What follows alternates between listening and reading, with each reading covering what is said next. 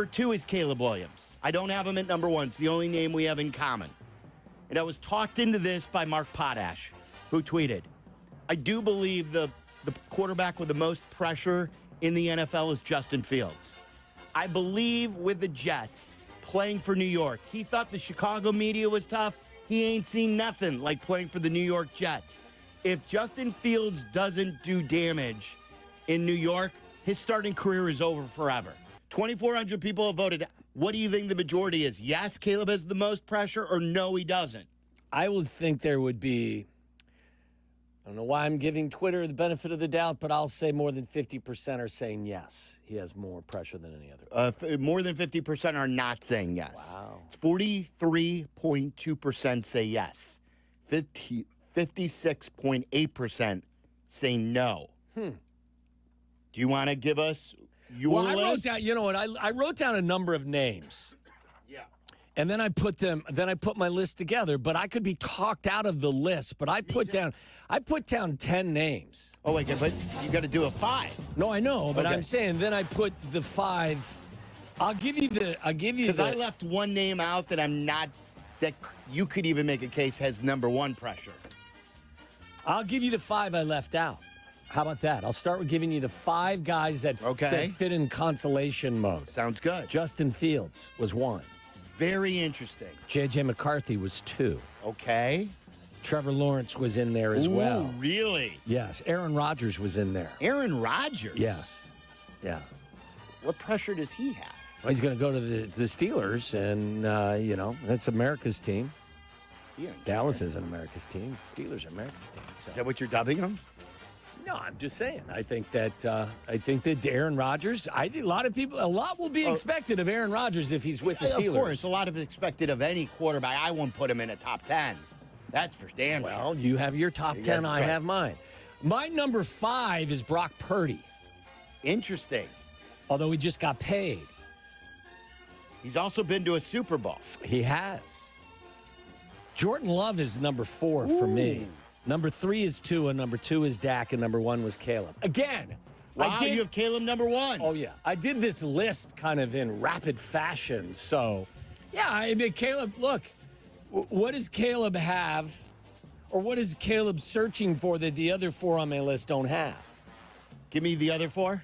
Dak, Tua, Jordan Love, and Purdy. Contract. Yes. Money. Yes. And that was a point that people said that they think the people who are getting paid the most have the most pressure. And I think you and I agree on this point. Yeah, I mean, look, I think it's semantics and it is subjective. But I think if Caleb wants that that contract that he signs may be worth $750 million by the time he's eligible to sign it. And the table is set for him. Like you have secured the interior of your offensive line. You have added another tight end, another wide receiver. You just hired the most sought-after offensive mind in the game. You were the first pick of the draft. There's never been a 30-touchdown passer or a 4,000-yard passer in the history of this fine organization. For me, I agree. It doesn't mean that, I think he's going to play well, but I think that, yes, he's got as much pressure on him as anybody in the National Football League. Do you know that our lists only have one name in common? Oh! One name. I'm not shocked. That's it. And there was the one name that I thought of putting that I did not put in is Anthony Richardson. Because I feel like he's playing for his career. For just 2 short years ago, he was the top 10 pick. Yeah. And right now, he's playing for his career. He's already got, the book out on him that maybe he's got to take himself out of games when he gets winded. So, but I didn't put him on. All right. I did a Waddle cheat code here at number 5 because Waddle made this. This is precedence. Isn't that how they rule in the Court of America, right? Where if there's previous precedence, you can then go in that direction. Yeah, you copied this for your most important Cubs ever list. Since you opened this up. After you bitched and moaned uncontrollably for a year and a half about it, then it became your move. I became that man. You stole the move. Yes, I stole the move. Yeah. So tying at number 5 is it's Allen and Jackson. And I just feel Allen Jackson, country it's star? not Allen Jackson. Jackson and Allen, no. Buffalo and Baltimore. And these are two guys who are super great at what they do. They're MVPs. Lamar, is he a two-time MVP or Yes, one? he is. Two-time MVP. I believe. Josh Allen Almost just won a third last year. Yeah, and Josh Allen won his first.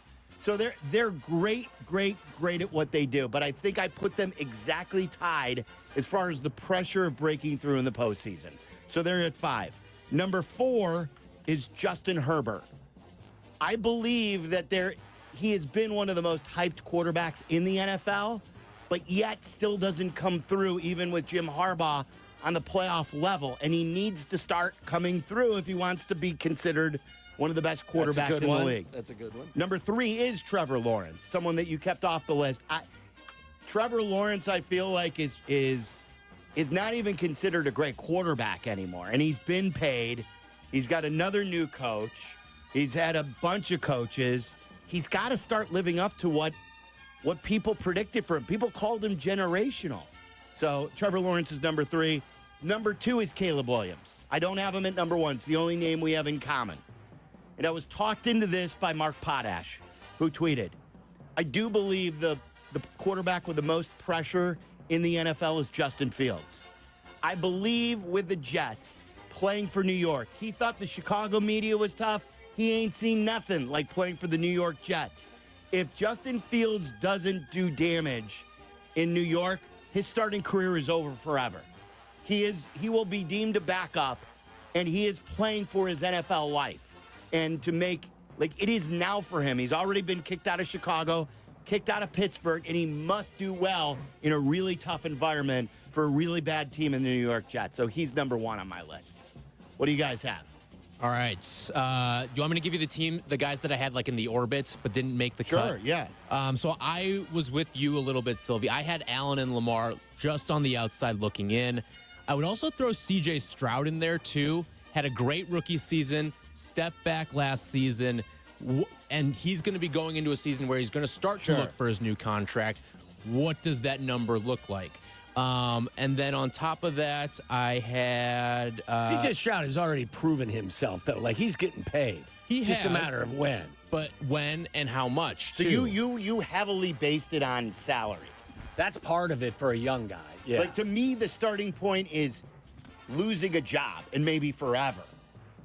Establishing yourself is more important to me. Well, when the prize is $750 million. Oh, yeah, right. I mean, that ranked high on my list. Well, I think, too, with C.J. Stroud, I'm taking into account the division he's played in. He's won back-to-back division titles, but how big of an accomplishment is it to win the AFC South? So, my 5. Number 5 is where I put Caleb. Okay. I've got him as the last spot in the top 5. We're all included him in. 4 is Tua. Yeah, Tua, you both have Tua. 3, Justin Herbert. 2, Trevor Lawrence. And number 1, Dak Prescott for me. Okay, so that's kind of like a mix of both of our lists right there. Dak I didn't consider.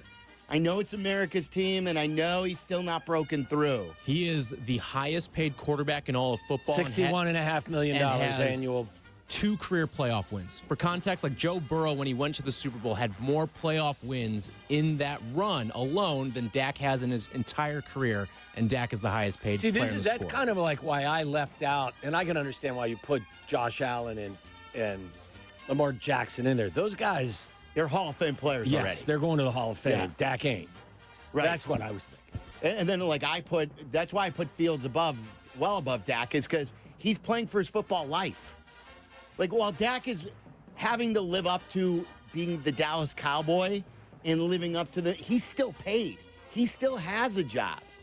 But I think Justin's getting paid, what, $12, $15 million this year? That's not a lot. But at what point? Yeah, but he ain't getting the big bag. If he plays well, maybe he will. Is he going to play well? Well, that's why there's the most why, in my opinion, there's the most pressure on him. He's literally playing for his football life. I think we know who he is. Even though these guys are paid, I look at Dak, Lawrence, and Tua, and I think all of their teams, if things don't go right this year, could look to move on from those guys. The only reason I put Dak and Tua ahead of Herbert's a good one. I should have added Herbert. Of Trevor Lawrence is I think the spotlight's brighter in Dallas and in Miami versus Jacksonville. The one thing I would say with Trevor Lawrence, though, I don't think anybody gets more of the benefit of the doubt because of their I think he's college forgotten. pedigree. I think he's forgotten. Because he's in Jacksonville? Yeah, I don't think anybody even thinks about Like, him. when do the Jacksonville Jaguars, if Trevor Lawrence played for the Bears, I think he would get just as much publicity as Caleb. Yeah. Oh, yeah. I mean, he was pretty much Caleb before Caleb. I think it's without harder NIL. to play in Miami and in Dallas than it is in Jacksonville. I think you can kind of just hang out in the ether over there. Charlie, what's your list? Okay, a couple names on Did the you give us your number one? Well, who's your number one? Dak. Dak, okay. A couple names on the outside looking in. I just had Jordan Love, Jaden Daniels, and Justin Herbert. Like, Daniels, Jaden Daniels. what's next, man? Like, all right. Year one was amazing. Year two, we thought that was going to be with C.J. Stroud. So, like, go be the best quarterback in the NFC because we all think he can do it. Jordan Love, again, it's like a financial thing. And then Justin Herbert, we talked about. Number 5, I have Caleb Williams for all the reasons you guys have mentioned. I just think, like, we've gotten everything you needed. So let's go see it. 4, I have Jared Goff. Without Ben Johnson. Without Ben Johnson, like, what if this Detroit thing is just over? Right, and he never gets to the Super Bowl again. Yeah, exactly. So Jared Goff's kind of got to prove that when you're away from a Ben Johnson, a Sean McVay, what are you? He's making a ton of money as well, so he's got to prove that he's worth that investment. Along a similar line with the proving the investment is Tua. Again, he's going to have an out of his contract in 2 years, so that's a guy possibly fighting for his NFL career. And then Anthony Richardson, who you guys talked about. They brought in Daniel Jones because he can start and he can play games if you need him to. I don't think that means Richardson is safe at all. And the number 1, I had Lamar as number 1. Okay. We're talking about, like, if we're talking about the difference between this guy who's always really good and immortality, potentially, if he's able to break through in the playoffs. But so far, he hasn't. He has, as Shea calls him, the little game Lamar status to him right now. And until he breaks through in the postseason, that's always going to be hovering over him. I love it. It's very subjective. I would argue to that is Lamar's going to the Hall of Fame. And you're right, he's never won the big game. How many guys are misremembered because of what they didn't do in the playoffs? Well, How many guys are completely forgotten? That's why I had a tough time separating Allen and Lamar. What's the difference? But Allen plays super well in the playoffs. No, but I'm with Sylvie. Like, I don't think you can put Allen and Lamar more than one spot apart from each other. Because the same criteria It's the fits same for narrative, both. yeah. Both have been paid. Lamar's won 2 MVPs. I don't think Allen's won any. Lamar's putting up one. stinkers in He's won the one. playoffs, so that's the difference. Like, it's not just that they're losing these games. They're losing these games because he doesn't show up to them. Josh Allen his defense is letting him down at the end of the game. All right, so there you go.